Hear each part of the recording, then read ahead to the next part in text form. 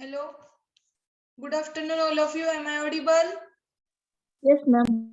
Okay, join fast. We will start our lecture.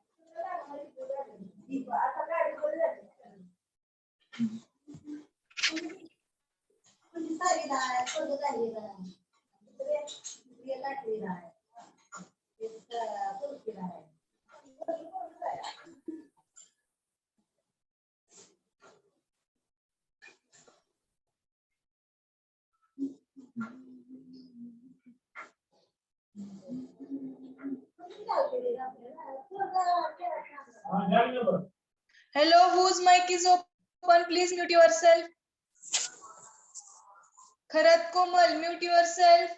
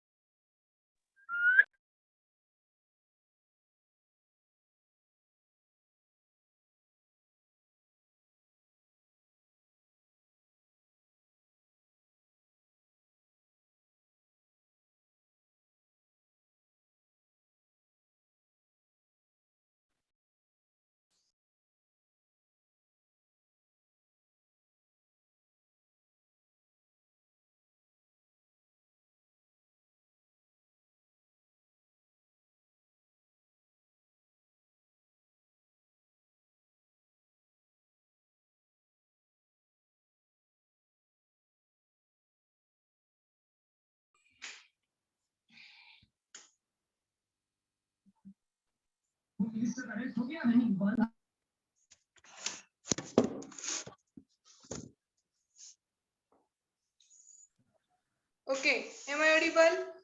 All of you? Yes, ma'am. Yes. Am I audible or not? Yes, ma'am. Okay. So, at last lectures, what we have covered? Anyone? Positive. Positive agent. Yes, positive agents. Wait for 1 minute. Okay. Now, we are going to conduct our next part.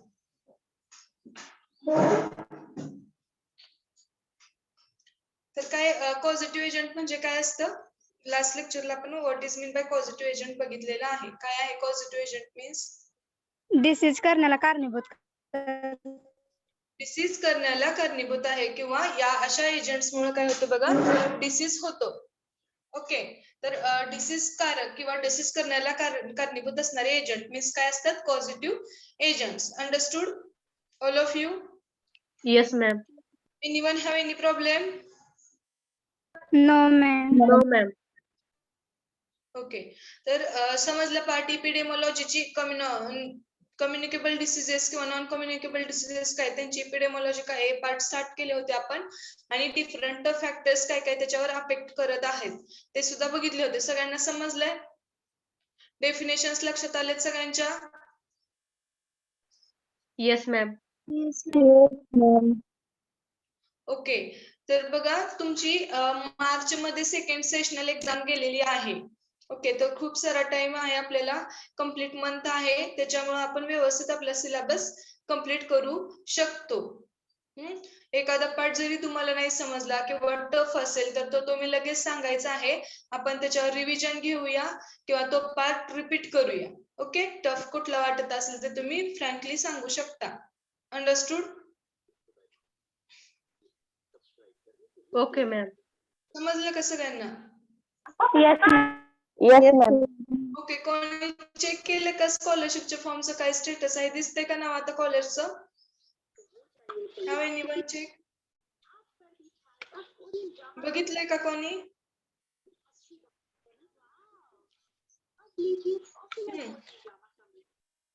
बघितलंय?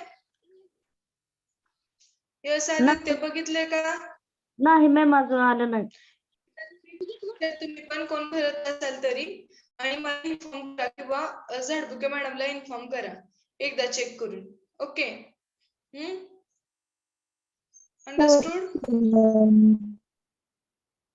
समजलं का? Understood, yes or no? समजलं? Yes ma'am. Okay, तर आता आपण काय करूयात, आपला नेक्स्ट पार्ट चालू करूयात. I am sharing this screen here, tell me it is visible or not. Weight.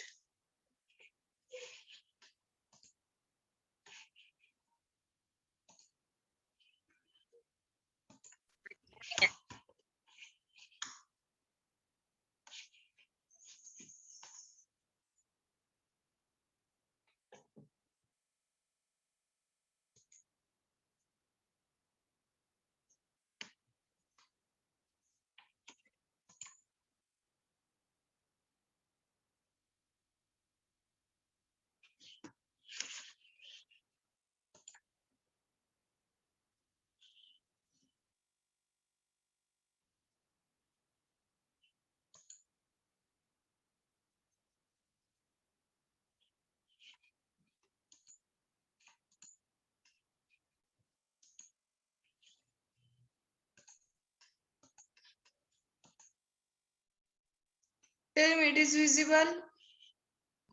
Yes ma'am. Okay, sir बघा कुठला पार्ट आपला चालू होता.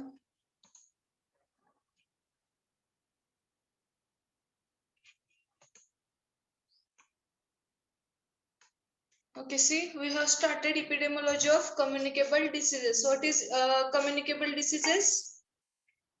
We have seen that, and its epidemiology. What is that? The word epidemiology is derived from the Greek words epen, indicating upon, demos means indicating people. तर Greek word पासून हा epidemiology हा word derive झाला होता बघा. That means epi means indicating. Epi म्हणजे काय आहे? Indicating upon, and demos means indicating people, आणि डेमॉस मीन्स काय आहे? पीपलला इंडिकेट करणे. Then it is broadly defined as the study of distribution of diseases, conditions in a population and of various factors which influences this distribution. तर ते broadly काय define केलं गेलं बघा? as the study of distribution of diseases. तर त्या डिसीजेसचा और डिस्ट्रीब्युशनचा study, condition in a population of various factors which influences this distribution. आणि असे फॅक्टर्स की डिफरंट फॅक्टर्स की या इन्फ्लुएन्सवर किंवा या डिस्ट्रीब्युशनवर इन्फ्लुएन्स करतात. Term of epidemiology were applied only for communicable diseases. तर ही जी काही टर्म आहे इपिडेमॉलॉजीची, हे ओनली कम्युनिकेबल डिसीज साठी अप्लाइड आहे. However, it is that it could also be used for general medicine and public health. तर जनरल मेडिसिन आणि पब्लिक हेल्थ साठी सुद्धा ही टर्म यूज केली जाते. Understood all of you? Yes समजलं? Ma'am. Yes ma'am. Then next part is, unlike private physicians who are concerned with patients individually, and epidemiologists the entire population. तर generally इपिडेमॉलॉजिस्ट कशाचा study करतात एखाद्या डिसीजच्या संदर्भात, तर entire पॉप्युलेशनचा. For an epidemiological approach, the course of disease is its various characteristics are defined. Epidemiological approach जो आहे तर त्याच्यानुसार बघा, course of disease is it's various characteristics. एखाद्या डिसीजचा कोर्स आहे किंवा एखाद्या डिसीजला डिफरंट कॅरेक्टरिस्टिक्स असतात, ते डिफाईन केले जातात इपिडेमॉलॉजिकल अप्रोच मध्ये. That cause may be establish, आणि त्या डिसीजचा कॉज मीन्स पॉझिटिव्ह ऑर्गॅनिझम असेल किंवा काही कॉन्सेप्ट असतील जे की जो डिसीज कॉज करतात, तर त्या याच्यामध्ये डिस्क्राईब केलेल्या आहेत. तर हे होते epidemiology of communicable diseases. Understood? Yes, ma'am. Then next होतं मेजर युजेस ऑफ इपिडेमॉलॉजी. तर काय काय होते बघा, to analyse the respective role of an agent, host and environment in development. तर to analyse the respective role of an agent, तर एखाद्या एजंटचा रिस्पेक्टिव्ह रोल आहे तो अनालाइज करणे. Host and environment in development, तर होस्ट आणि एन्व्हायरमेंट डेव्हलपमेंट मध्ये काय करणे किंवा होस्ट आणि एन्व्हायरमेंटचा जो काही रोल आहे तो अनालाइज करणे. नॅचरल हिस्ट्री ऑफ डिसीज, तर एखाद्या डिसीजची नॅचरल हिस्ट्री आहे ती अनालाइज करणे. टू अनालाइज माहिती open, please mute yourself. Yes. Okay, तर बघा डिफरंट काय काय मेजर रोल्स आहेत इपिडेमॉलॉजीचे. First, to analyse respective role of an agent, host and environment in development and natural history of a disease. तर development of disease मध्ये काय आहे रिस्पेक्टिव्ह रोल कशाचा?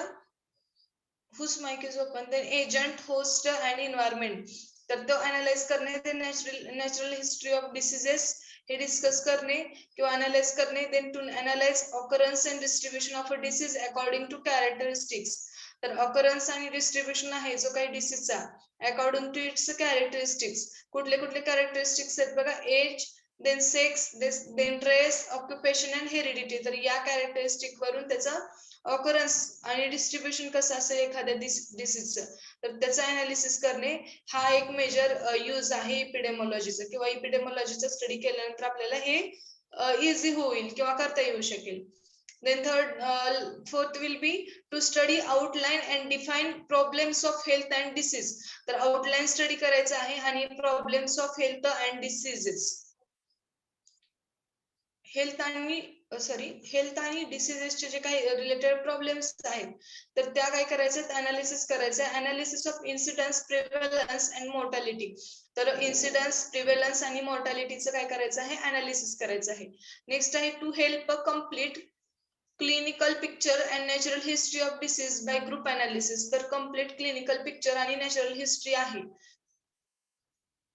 ते काय करायचं आहे, by group analysis. Group analysis करून डिस्कस करायचं आहे, करता येऊ शकेल आपल्याला. समजलं? Yes, हे ma'am. युजेस आहेत बघा या इपिडेमॉलॉजीच्या स्टडीचे. Next is to search for factors related to health and diseases by observation of group. तर फॅक्टर्स सर्च करायचे आहेत काही किंवा ऑब्झर्वेशन ऑफ ग्रुपचं ऑब्झर्वेशन करून. Then customs and habits. Then to evaluate the need for an effectiveness of health science through field studies, information about some of important factors presented here. तर काही evaluation किंवा effectiveness आहे health सायन्सचा त्या field study through, तर ते करायचं आहे किंवा ते करणं युजफुल होईल इपिडेमॉलॉजीचा स्टडी करून. Information about some of important factor is presented here. तर काही इम्पॉर्टंट फॅक्टरची इन्फॉर्मेशन आहे तिथं दिलेले आहे, ते बघूयात आपण one by one. What is that? See causative agent. What is mean by causative agent? Anyone आता सांगितलं कोणीतरी काय आहे कॉझिटिव्ह एजंट्स मीन्स? डिसीज होण्यास कारणीभूत असणारे एजंट. ओके, तर कॉझिटिव्ह एजंट्स म्हणजे काय, सिंपल आहे, जे की डिसीज कॉज करतात एजंट. असे एजंट म्हणजे काय असतील, कॉझिटिव्ह एजंट्स किंवा डिसीजला कारणीभूत असणारे एजंट्स मीन्स काय आहे, कॉझिटिव्ह एजंट्स. तर कॉझिटिव्ह एजंट्स हे फॅक्टर्स आपण बघितलेत आय थिंक लास्ट लेक्चर मध्ये, तरी पण आपण बघूयात एकदा. What is causative agents? Causative agent of a disease may be physical, chemical or biological. कसे असतात बघा causative agent? Physical असतात, chemical असतात or biological असतात. Then physical agents are mechanical, thermal or radiant. तर physical agent जे काय आहेत ते कसे असतात बघा? Mechanical असतात, thermal or radiant असतात. तर काय काय एक्झाम्पल्स दिलेत बघा आपल्याला इथं. The commonest example of mechanical agent is motor vehicle. तर motor vehicle जे आहे ते commonest example आहे mechanical agents. Then extremes of cold and heat are thermal factors. तर extremes of cold, extremes means अत्यंत थंड किंवा उष्ण जे काही वातावरण आहे ते हे काय कशाशी रिलेटेड झाले एजंट्स तर thermal factors. X ray and gamma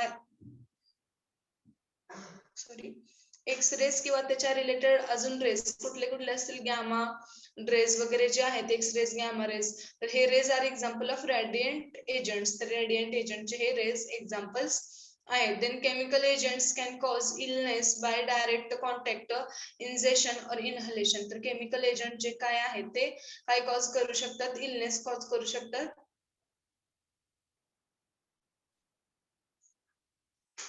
bye direct contact. बघा तर केमिकल एजंट्स काय करतील समजा जर डायरेक्ट कॉन्टॅक्ट मध्ये आले तर ते इलनेस किंवा इनहेल केले गेले तर तो इलनेस कॉज करू शकतो बघा इंजेक्शन केले गेले. इंजेक्शन मीन्स काय ते बॉडीमध्ये गेले डायरेक्ट केमिकल एजंट्स तर इलनेस कॉज होईल. आणि त्याच्यामध्ये काय काय बघा carbon dioxide example it is a good example of inhalation agents. तर इनहलेशन एजंटचं CO2 हे एक गुड एक्झाम्पल आहे. अंडरस्टूड समजते सगळ्यांना काय चालू आहे ते. Yes, ma'am. Yes, ma'am. then next आहे food poisoning. What is food poisoning? Pesticidal residues in food cause a disease due to injection. तर पेस्टिसाइडल रेसिड्यूज आहेत फूड्स मधले ते काय कॉज करू शकतात बघा डिसीज कॉज करू शकतात ड्यू टू इंजेक्शन मुळे होणारे डिसीज. then न्यूट्रिशनल डिफिशियन्सी और abundance of certain elements. The diet can also cause diseases. तर न्यूट्रिशनल डिफिशियन्सी आहे एखाद्या घटकाची जर न्यूट्रिशनल डिफिशियन्सी झाली तर आपण डिफरंट डिसीजेस कॉज होतात हे बघितलं बघा थर्ड चॅप्टर मध्ये. तर हे काही न्यूट्रिशनल डिफिशियन्सी और अबंडन्स ऑफ सर्टन एलिमेंट्स. तर सर्टन एलिमेंट्स अबंडन्स असेल किंवा न्यूट्रिशनल डिफिशियन्सी झाली तर ते काय होतं diet can also cause diseases किंवा इम्प्रॉपर डायट असेल तरी सुद्धा काही डिसीजेस होतात बघा. देन बायोलॉजिकल एजंट्स काय आहेत बघितलं आपण. बायोलॉजिकल म्हणजे काय ऍक्च्युली एखादा डिसीज कॉझिंग ऑर्गॅनिझम असेल त्याचं क्लासिफिकेशन नंतर आहेच पण त्याच्यामुळे खरंच एखादा बायोलॉजिकल एजंट असेल आणि डिसीज कॉज होतो तर तो झाला बायोलॉजिकल एजंट्स. ओके जनरली जे काही जास्त करून आपण डिसीजेस बघतो किंवा स्टडी करतो ते जास्त कॉज बायोलॉजिकल एजंटमुळे झालेले असतात बघा.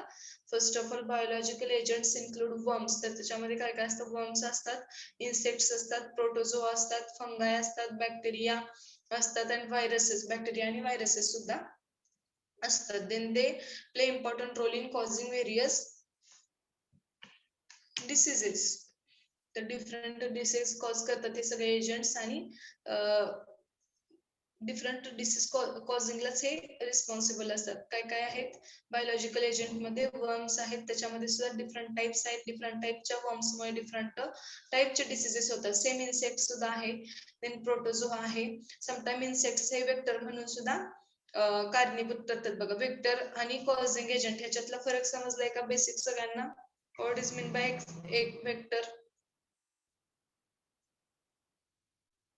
Yes Vrushali Vyavahare. What is mean by vectors? Anyone?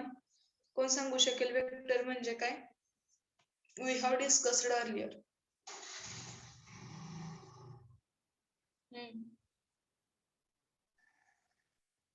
Have you known about that or not? Tell me. माहित आहे वेक्टर्स म्हणजे काय? डिसीज स्प्रेड करतात वेक्टर.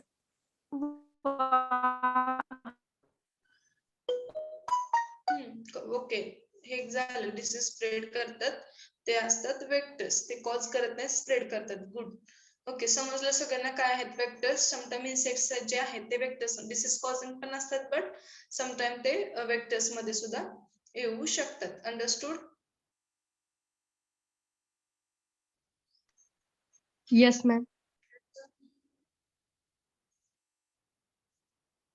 ओके, तर हे झाले इम्पॉर्टंट रोल करतात हे सगळे बायोलॉजिकल एजंट. 3 टाईपचे एजंट्स आहेत बघा, positive agent, physical, mechanical,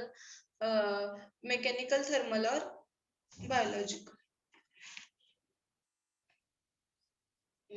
main 3 आहेत, पण फिजिकल मध्ये मेकॅनिकल, थर्मल येतात, then chemical and biological. Physical, chemical and biological 3 main आहेत. Then next part आपण बघितला होता, there are various factors on which epidemiological incidence of diseases is dependent. तर different factors आहेत की ज्याच्यावर epidemiological incidence जे आहेत एखाद्या डिसीजचे तर ते डिपेंडंट असतात बघा. ते फॅक्टर्स खालील प्रमाणे डिस्कस केलेले आहेत. which factors host the body, होस्टची बॉडी किंवा होस्ट काय आहे बघूया. have a variety of defense mechanism. तर डिफेन्स मेकॅनिझम असतात होस्टच्या बॉडीमध्ये. डिफेन्स मेकॅनिझम म्हणजे काय, पॉझिटिव्ह एजंटला किंवा डिसीजला अपोज करण्यासाठी. Okay, wait for 1 minute.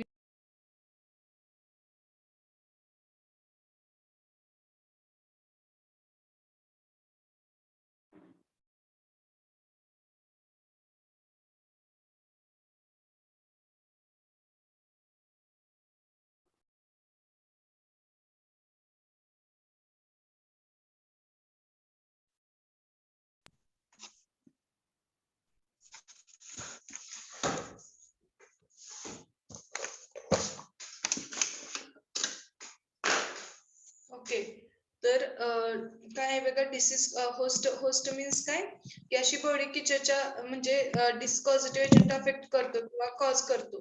Okay, तर बघा host has the variety of defence mechanism. तर खूप सारे डिफेन्स मेकॅनिझम असतात या होस्ट कडे. The primary defences include skin, hairs and nails. तर प्रायमरी डिफेन्सेस जे आहेत त्याच्यामध्ये काय इन्क्लूड होतात बघा, skin, hairs and nails. Skin, hair आणि नेल्स हे इन्क्लूड होतात. The body also possesses physiological defence mechanism. तर त्या बॉडीमध्ये फिजिओलॉजिकल डिफेन्स मेकॅनिझम असतं, like cough reflex, heat regulatory mechanism. तर काय काय काय आहेत डिफेन्स मेकॅनिझम मध्ये बघा. फर्स्ट कफ आहे, कफ रिफ्लेक्स आहे, heat regulatory mechanisms. The body develops immunity against infective organism. It is well known. तर बॉडी काय करते बघा, इम्युनिटी डेव्हलप करते against infective organism. Besides these general factors like age, sex and color may also influences. तर याच्या व्यतिरिक्त काय होतं बघा, जनरल फॅक्टर्स. कुठले कशासारखे जनरल फॅक्टर्स आहेत, like age, sex and colour. Age, sex आणि colour may also influences incidence of diseases. तर डिसीज होण्याचे चान्सेस या सेव्हरल फॅक्टर्स थ्रू इन्क्रीज होऊ शकतात. ओके, किंवा हे सेव्हरल फॅक्टर जे आहेत ते काय करू शकतात, समटाइम इन्क्रीज करू शकतात हे chances. Then heredity and prior experience of the body with the specific agents are also contributory. तर hereditary म्हणजे अनुवंशिकता आणि prior experience with the body. बॉडीचा prior experience we have discussed that. काय आहे prior experience म्हणजे, समजा जर याच्या अगोदर कधी तशा टाईपचा ऑर्गॅनिझम किंवा तसा डिसीज त्या बॉडीला झाला असेल तर काय मग त्यांच्या थ्रू होतं बघा, एक्सपिरियन्स असतो तो बॉडीला, किंवा बॉडी मध्ये तशा टाईपच्या अँटीबॉडीज प्रिपेअर झालेल्या असतात की त्याला अपोज करू शकू आपण असं. त्यामुळे ते प्रायर एक्सपिरियन्स सुद्धा खूप इम्पॉर्टंट आहे. Specific agents are also contributory. Then factors towards host response. तर हे झालं होस्ट द बॉडी किंवा होस्टची बॉडी. Then environment. तर नेक्स्ट आहे environment. What is that?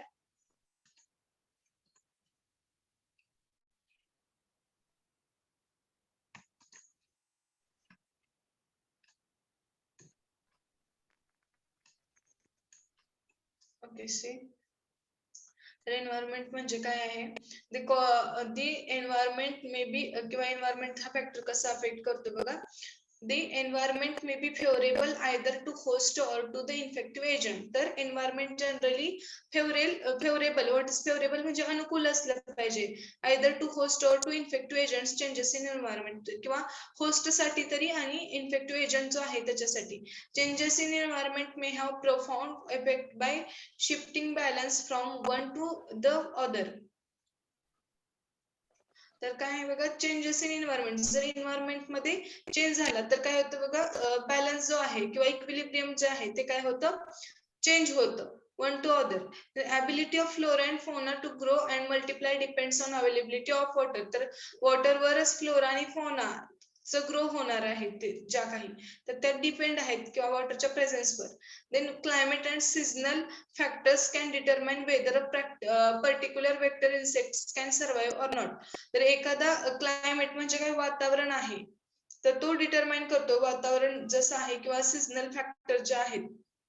For example sorry बघा, जर काही पावसाळा वगैरे असेल तर तो कशासाठी अनुकूल आहे, दमट वातावरण वगैरे असतं बघा पावसाळ्यामध्ये, तर तो कशासाठी अनुकूल आहे, फंगसची ग्रोथ. फंगस माहित आहे, फंगाय आता आपण बघितलं कुठलाही टाईपचं बायोलॉजिकल मध्ये फंगस मुळे सुद्धा पॉझिटिव्ह एजंट्स आहेत काही फंगसचे. तर फंगस ची डेव्हलपमेंट होणे किंवा ग्रोथ होणे अशा टाईपच्या पॉझिटिव्ह एजंटची ग्रोथ होण्यासाठी ते वातावरण इसेन्शियल आहे. तर त्या टाईप मध्ये काय होईल, तर अशा टाईपचे जे काही पॉझिटिव्ह एजंट्स आहेत ते इन्क्रीज होतील. Whose mic is open, please mute yourself. तर काय होईल, फंगसची ग्रोथ जास्त होईल आणि रिलेटेड त्या टाईपचे डिसीजेस इन्क्रीज होतील. तर हे झालं क्लायमेटिक और सीझनल फॅक्टर्स. लक्षात येते काय आहे इथं, क्लायमेट आणि सीझनल फॅक्टर कसे इन्फ्लुएन्सेस करतात. Yes or no. Yes, ma'am. आणि ते डिटरमाइन सुद्धा करतात की एखादा वेक्टर किंवा इन्सेक्ट आहे तो सर्वाइव्ह होईल का नाही. तर समजा खूप ड्रॉप झाला असेल, ड्रॉट मीन्स काय, असं दुष्काळी भाग असेल किंवा उन्हाळा असेल, तर त्या टायमिंग मध्ये असे कुठले एजंट्स आहेत का की जे ह्युमिडिटी मध्ये वगैरे येतात, किंवा फॉर एक्झाम्पल फंगस वगैरे, त्या सर्वाइव्ह होतील का, नाहीये. समजते काय म्हणते मी. Yes, ma'am. Okay. Then example, survival of mosquito will. तर अजून एक एक्झाम्पल आहे बघा, survival of mosquito will influences incidence of malaria. तर मॉस्किटोचं जे काही सर्वायवल आहे ते मलेरियाचे इन्सिडन्सेस जे आहे ते इन्फ्लुएन्स करतात. Since the vector grows easily, vector हे इझिली ग्रो होतात in open static water reservoirs with warm background. तर वॉर्म बॅकग्राऊंड सोबत किंवा ओपन स्टॅटिक वॉटर जे आहे त्याच्यामध्ये हे वेक्टर्स याचे हे होतात, काय होतात, इन्क्रीज होतात किंवा सर्वाइव्ह होतात. Malaria is more common in surroundings having poor sanitation facility. Generally जे काही सॅनिटेशन फॅसिलिटीज वगैरे आहे, व्हॉट इज सॅनिटेशन, स्वच्छता वगैरे जर नसेल तर अशा ठिकाणी काय होतं, स्वच्छ ठिकाणी मलेरियाचे जास्त करून पॉझिटिव्ह एजंट्स इन्क्रीज होतात बघा. Then at community with proper drainage system avoiding accumulation of water. Then at a community, तर ज्या कम्युनिटीमध्ये प्रॉपर सिवेजची ट्रीटमेंट आहे किंवा ड्रेनेज सिस्टीम व्यवस्थित आहे, तर अशा कंडिशन मध्ये ऍज कम्पेअर टू जिथं की पुअर सॅनिटेशन मेंटेन केलं जातं अशा ठिकाणापेक्षा कमी आढळतात बघा मलेरियाचे पॅरासाइट किंवा नसतात थोडक्यात. अंडरस्टूड. एन्व्हायरमेंट कसं फेवरेबल आहे किंवा एन्व्हायरमेंटच्या फेवरेबल असेल किंवा एन्व्हायरमेंटच्या अनुकूलतेवर कसं डिपेंडंट आहे डिसीज कॉज होणे किंवा डिसीज कॉझिंग एजंटचं सर्वाइव्ह होणे और होस्टला कसं ते फेवरेबल आहे. Understood all of you. Yes, ma'am. Yes, ma'am. समजलंय का.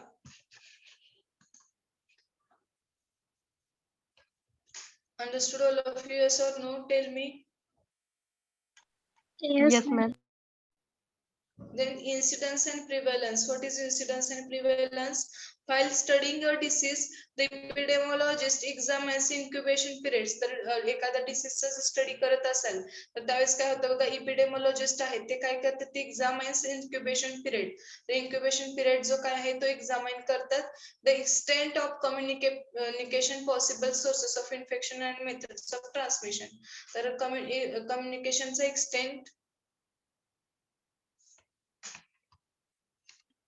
then possible communicationचा extent, then possible source of infection, infectionचे possible source and methods of transmission किंवा methods of transmission काय आहे ते.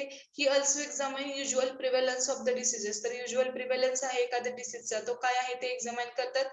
This requires a review of case reports. तर हे case रिपोर्टचा review करण्यासाठी इम्पॉर्टंट आहे. कन्सल्टेशन विथ प्रायव्हेट फिजिशियन्स, तर प्रायव्हेट फिजिशियन सोबत कन्सल्टेशन असेल.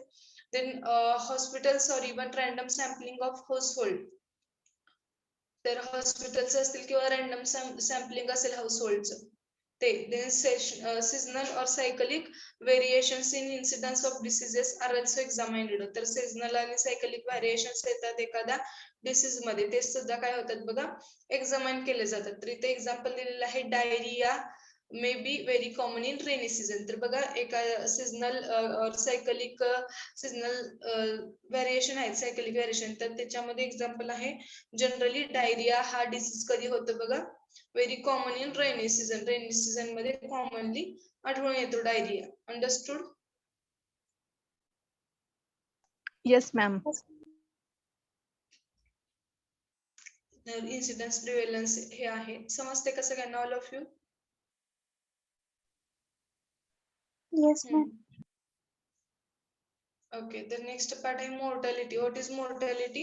Mortality data is readily available from review of death certificates. तर mortality data जो आहे तो readily available होतो. कुठून available होतो? From review of death certificates. तर death certificate च्या review वरून किंवा death certificates जे आहेत तर एखाद्या region मध्ये. Yes, काय प्रॉब्लेम आहे? हॅलो मॅम, बोला. नेक्स्ट स्लाइड दाखवा की इन्व्हायरमेंट पर्यंत दिसते. एन्व्हायरमेंट पर्यंत दिसते का तुम्हाला? हो मॅम. Okay. आता दिसतंय? नो मॅम दिसत नाही आता. नाही दिसत का?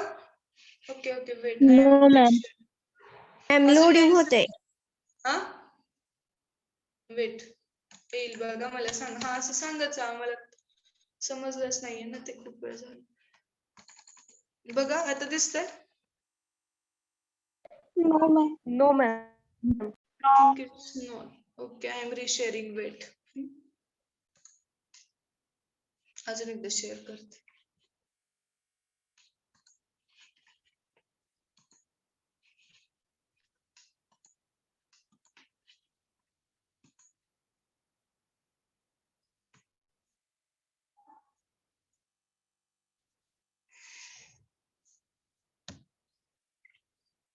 Some network issues are there, so that's why this.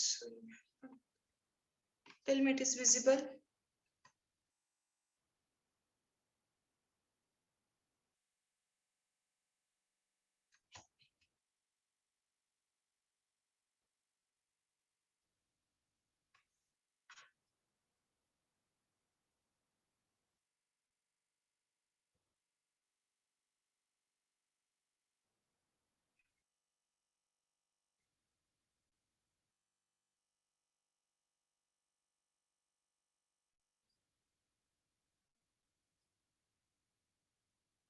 दिसते का हो नाही? नाही मॅम. हो मॅम.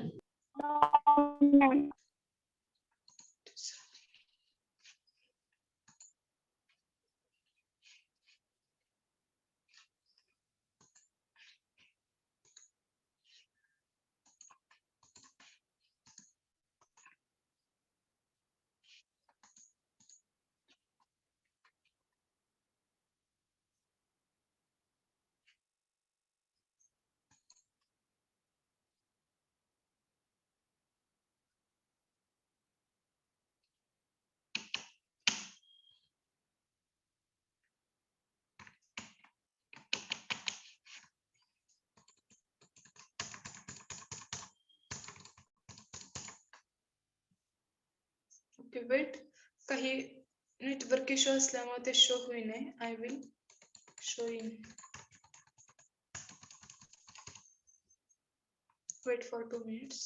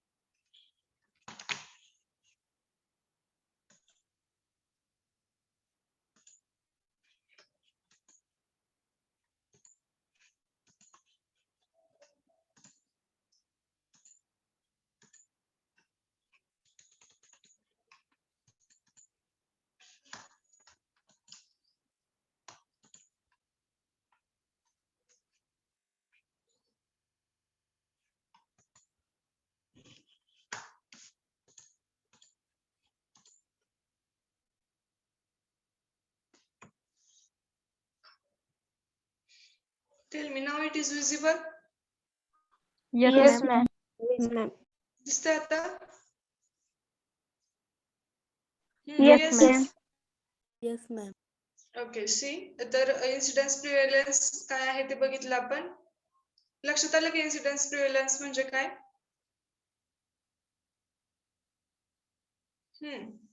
Yes or no? आलं का नाही? Yes or no? Tell me. Yes or no? Am I audible, all of you? ma'am. Yes, ma'am. Yes, ma'am. Next time, mortality. What is mortality? Mortality data is readily available from review of death certificates. It is also important to comment on health status of the community. तर mortality data जो आहे तो readily available असतो from review of death certificates. तर death certificate च्या review वरून. It is also important to comment on health status of the community. तर death certificate वरून ते mortality data आपल्याला भेटून जातो आणि तो इझिली अवेलेबल होतो. आणि important to comment on health status. mortality data हा इम्पॉर्टंट असतो कशासाठी? तर एखाद्या कम्युनिटीच्या हेल्थ स्टेटस डिटरमाइन करण्यासाठी. Then clinical picture of a disease. What is that? In textbook, description of clinical signs of diseases is based on observation related group persons. तर observation related group जे persons आहेत त्याच्यावर depend असतं. As a result, an individual patient may differ from classical picture. तर individual patient जे आहेत ते differ होतात classical pictures through. Then epidemiologist needs to take care of this. In addition, careful examination of laboratory observation and close attention to long-term follow-up of the patient is necessary. Okay.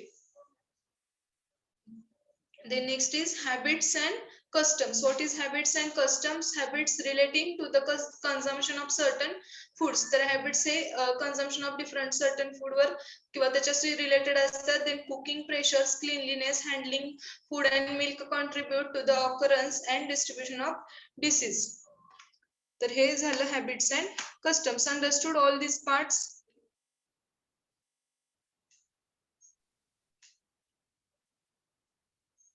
Yes.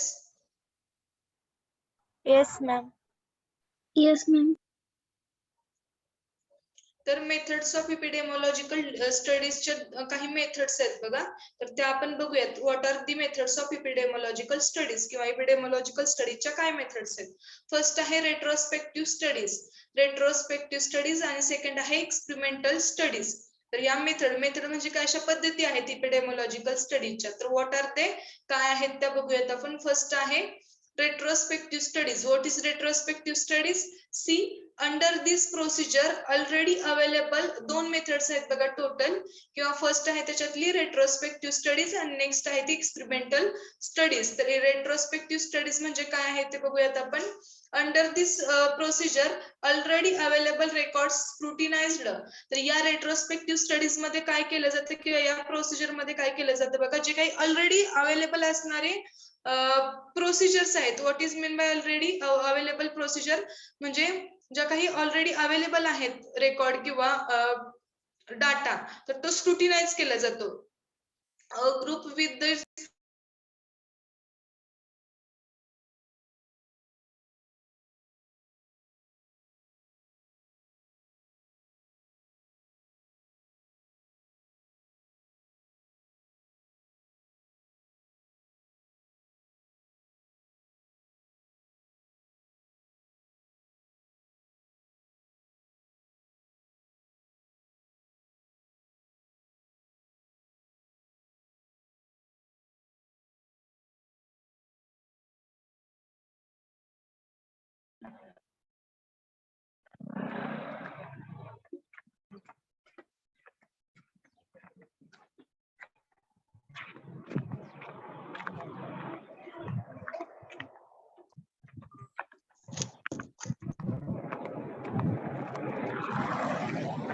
whose mic is open, please.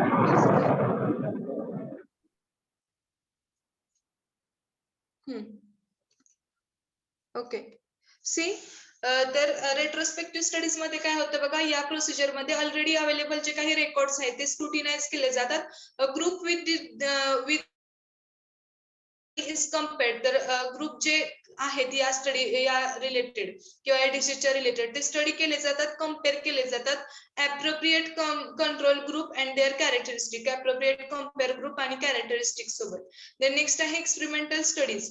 What is experimental studies? Experimental studies मध्ये काय होतं बघा, a more certain आहे experimental study in facts if property designed experimental study type investigations however design requirements are straight and the amount of time. तर experimental studies मध्ये काय होतं बघा, मोर सर्टन आहे in fact properly designed experimental study type investigation, तर investigation केले जातात ते एक्सपेरिमेंटल टाइपच्या स्टडीमध्ये. However design requirement are strength and amount of time, तर डिझाइन रिक्वायरमेंट्स असते important. Then effort and money required, तर एफर्ट्स पण लागतात आणि मनी इकॉनॉमिकल सुद्धा गरज असते बघा या एक्सपेरिमेंटल स्टडी मध्ये. Makes this kind of study much more difficult to initiate and carry through then retrospective and prospective studies. तर हे थोडंसं डिफिकल्ट आहे कशाच्या related, retrospective and prospective studies. तर हे मेथड्स आहेत स्टडी करण्याचे एपिडेमोलॉजिकल स्टडीजच्या. Understood all of you? समजलं का?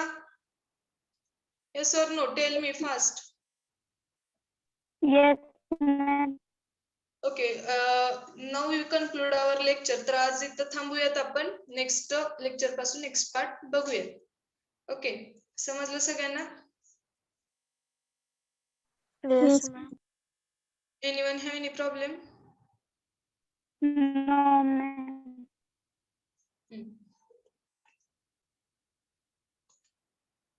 ओके, कोणाला काही प्रॉब्लेम आहे का?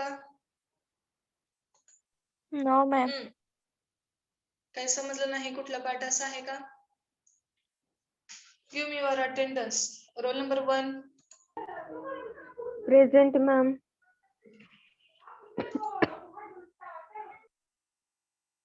Roll number 2 present. Wait for 1 minute.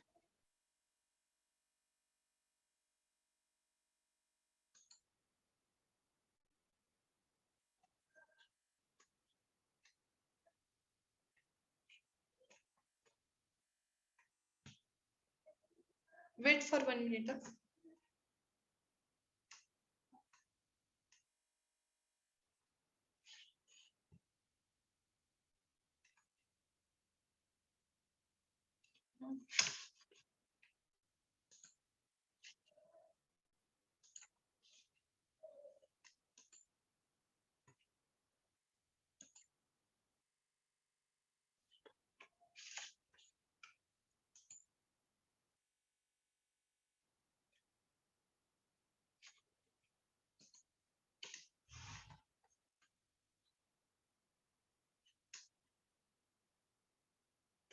Four.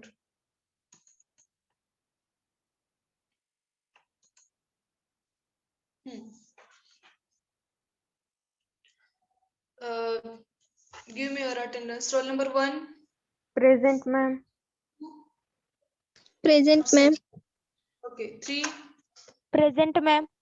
4, Present, ma'am. 5, Present, ma'am. 6. Roll number 6. Absent. 7, Present, ma'am. 8, Present. 9. Roll number 9. Absent. 10, Present, ma'am. 11, Present, ma'am.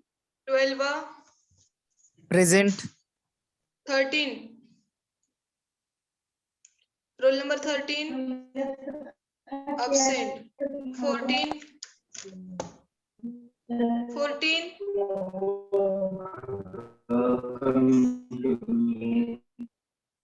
14. Absent. 15. Present, ma'am. 16. Present. 16. Present. 17. Present, ma'am. Okay.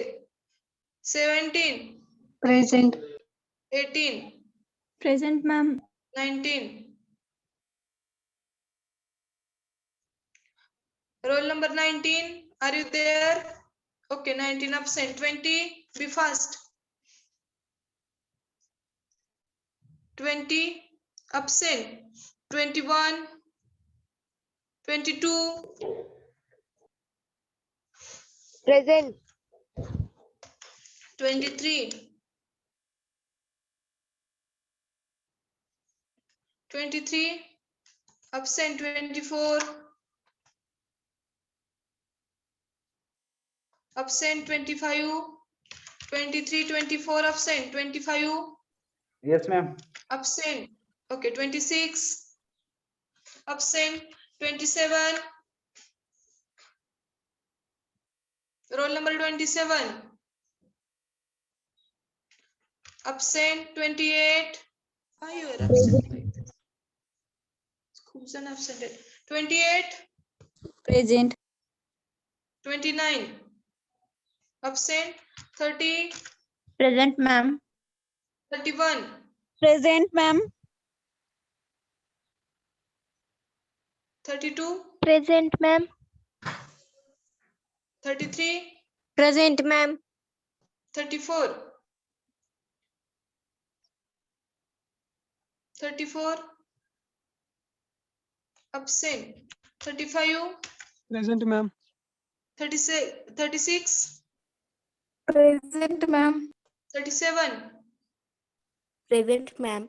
38, Present, ma'am. 39, Present. 39, 40, Present, ma'am. 41, Present, ma'am. 42, Present, ma'am. 43, Present, ma'am. 44, 44 absent, 45, Present, ma'am. 46, Present, ma'am. 47, roll number 47, absent, 48, Present, ma'am. 49, Present, ma'am. 50, Present, ma'am. 51, Present, ma'am. 52, Present, ma'am. Present, ma'am. 53, Present, ma'am. 54, Present. 55, Present, ma'am. 56, Present, ma'am. 57, Present, ma'am. 58, Present, ma'am. 59, Present, ma'am. 60, Present, ma'am. 61, Present, ma'am. 62, Present, ma'am. 63, Present, ma'am. 64, Present. 65, Present. roll number 66, Present. 67, Present. 68, roll number 68. Present, ma'am. See absent roll number check करा कोण असेल present तरी सांगू शकता roll number 6 9 13 14 19 20 23 24 26 29 34 44 47 anyone is present 13. अजून आहे का कोण प्रेझेंट बी केअरफुल ऑनवर्ड्स हा 14. हा 14, madam. 14 ओके हा अजून कोण